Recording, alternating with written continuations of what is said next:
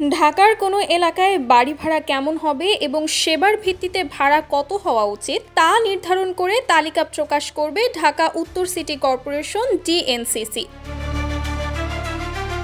বৃহস্পতিবার নগর ভবনে আয়োজিত গোল টেবিল বৈঠকে এ তথ্য জানান প্রশাসক মোহাম্মদ এজাজ। তিনি বলেন, ১৯৯১ সালের বাড়ি ভাড়া নিয়ন্ত্রণ আইন অনেকেই মানছেন না, তাই নতুন নির্দেশিকা তৈরি করে ডিসেম্বরের প্রথমার্ধে তা কার্যকর করা হবে। নির্দেশিকায় থাকবে, ভাড়াটিয়া ইচ্ছা মতো বাসায় প্রবেশ প্রস্থান করতে পারবেন, পর্যাপ্ত অগ্নি নির্বাপন ও ভূমিকম্প সহ নিরাপত্তা মানদণ্ড নিশ্চিত করতে হবে, হোল্ডিং ট্যাক্স পরিশোধ না করলে বাড়িওয়ালা ডিএনসিসির সেবা পাবেন না। তিনি জানান, ভাড়াটিয়া বাড়িওয়ালা এগ্রিমেন্টের একটি মান ফরম্যাট সিটি কর্পোরেশনের ওয়েবসাইটে দেওয়া হবে।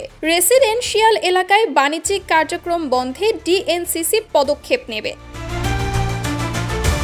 এছাড়া এলাকা ভিত্তিক সর্বোচ্চ ভাড়ার রেট কার্ড প্রকাশ করা হবে। বাড়িওয়ালারা ভাড়াটিয়ার কাছ থেকে বেশি ভাড়া নিলেও হোল্ডিং ট্যাক্স কম দেন এমন অভিযোগের পরিপ্রেক্ষিতে ভাড়াটিয়াদের কাছে হোল্ডিং ট্যাক্সের তথ্য পৌঁছে দেওয়ার দায়িত্ব ডিএনসিসি নেবে। প্রশাসক এজাজের এ উদ্যোগে ঢাকার বাড়ি ভাড়া বাজারে স্বচ্ছতা ও নিয়ন্ত্রণ বাড়বে বলে আশা করা হচ্ছে।